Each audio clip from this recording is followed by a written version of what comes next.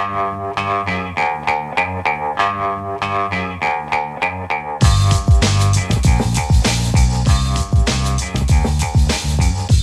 Lehrer on WNYC, and we end the show today with the next film in our annual series with the makers of the 5 feature-length documentaries up for an Oscar. There's plenty of appropriate celebrating of the actors and directors and other artists who contribute to arts and entertainment films, but on this show, we spend some time with the documentaries. Today, we're joined by Ryan White, the director and a co-producer of Come See Me in the Good Light, a film about spoken word poet Andrea Gibson as they near the end of their fight to survive ovarian cancer. It's not about their subsequent death last summer at the age of 49, so much as about living knowing death is coming. There's laughter, there's fear, there's grief, and there's more laughter and poetry. Here's a bit of that.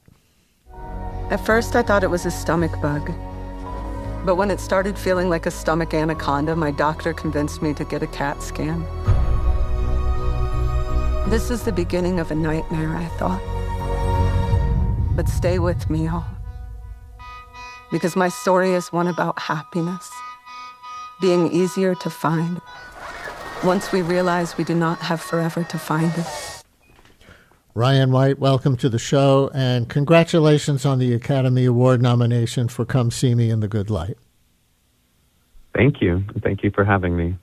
Maybe start by telling us a bit about Andrea, who was the Poet Laureate of Colorado, among other things, and is described in the film as a rock star of spoken word poetry. Yeah, I was someone who was pretty unfamiliar with spoken word poetry when I began this film, but Andrea is quite well known in those circles, and as you said, was the Poet Laureate of Colorado, and had built a career for the past few decades on the spoken word circuit, but sort of had put that behind them once they got this cancer diagnosis and were so sick that they couldn't be performing on stage anymore. But Andrea's poetry is sort of renowned for being very accessible. It's an ongoing joke throughout my film that Andrea only knows 5 or 6 words. So admittedly, their vocabulary was quite limited and they weren't super educated, but it made their poetry really cut straight to the heart, which I think is a big part of the reason they built such a fan base over the decades. And listeners probably could tell we're using they, them pronouns. Andrea was non-binary, married to fellow poet Megan Falley. The clip I played contains a truth that probably a lot of us have learned, that life can be richer at its darkest moments, even though that's a contradiction. But I see it carries over to how you came to make this film. The comedian Tig Notaro connected you with Andrea when you asked for an idea for a funny film. Do I have that right? Yeah, I was looking for a comedy. I've been looking for a comedy for over a decade, and Tig is a friend of mine. And so when she called a couple years ago with a poetry cancer film, it sounded like the opposite of funny. But Tig said, hear me out. It's the rock star of spoken word poetry. And also I've been friends with Andrea for 25 years, and Andrea is one of the funniest people I've ever known. And, you know, Tig understandably has a very high bar for humor. So if she thought that, I had no reason to disagree. And so, yeah, in the end, I hope it really does sort of subvert the terminal illness genre of films in that it sounds very dark and sad. But I think most people, after seeing the film, leave having laughed a lot, and they leave quite joyful. And so I think that was sort of the remarkable shift in perspective that Andrea had after their diagnosis. I think it's the main reason why they agreed to being in a documentary during such a vulnerable time, was to try to share that awakening that they were having with the audience of this documentary. So here's a clip that I think demonstrates the humor. And of course, the context is you're in there hanging out in pretty intimate moments when they're getting chemotherapy, trying to fix their often knocked over mailbox, getting disturbing test results. But this is Andrea and wife Megan Falley talking about how differently their writing styles come out and how easily writing seems to come for Megan. Andrea speaks first. That's the thing, Meg. You know so many words. But one day we're going to find out that all these words that Meg says are words aren't really words. Okay, let's take a vote. What's more weird? Me knowing words as a poet and a writer, or Andrea, poet laureate, knowing 5? Do you know how good of a writer you have to be to write as many poems as I have with 5 words? Sorry. But like, you have way more tools. It's like I just built a house with a screwdriver. So, Ryan, there's your line about Andrea only knowing 5 words. But talk about Megan a little bit. How important was it to you in this now Oscar-nominated documentary to show not only Andrea's struggle, but also their wife, Megan's? Yeah, if you had asked me at the beginning when I started this film what it was going to be about, I would have thought it would have been much more of a portrait of a genius artist. And in the end, what it is, more so than anything, is a love story. And their stories are probably in equal measure, Andrea and Megan's, in this film. And Megan has her own incredible backstory. And then her story is one of caretaking, which, I have never been at least an intense caretaker in my life. But the amount of people that have seen this film now that I see resonating to that part of the film is massive. And so it's been a real gift. Andrea died in July, but they did get to see the movie before it came out. And since July, I've been on the road with Megan, and she's getting to share the film with audiences and talk with them about it and what she calls grieving publicly. And it's been a real privilege to not only have watched her do that beautiful caretaking for many years, but now to be kind of carrying on the legacy of Andrea Gibson by speaking about the documentary.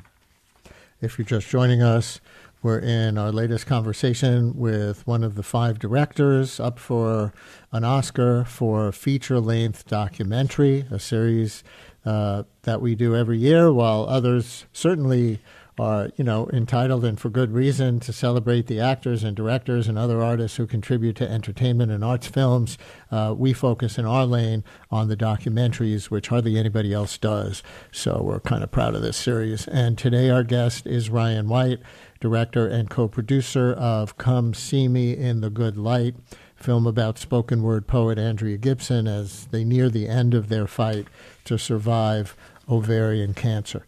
I wonder if you think Andrea was more in touch with finding, I think they used the word sweetness, in what was going on, because we see that they had done the same with their struggles with not fitting into this world, with building a community from other people sharing that kind of struggle. You think?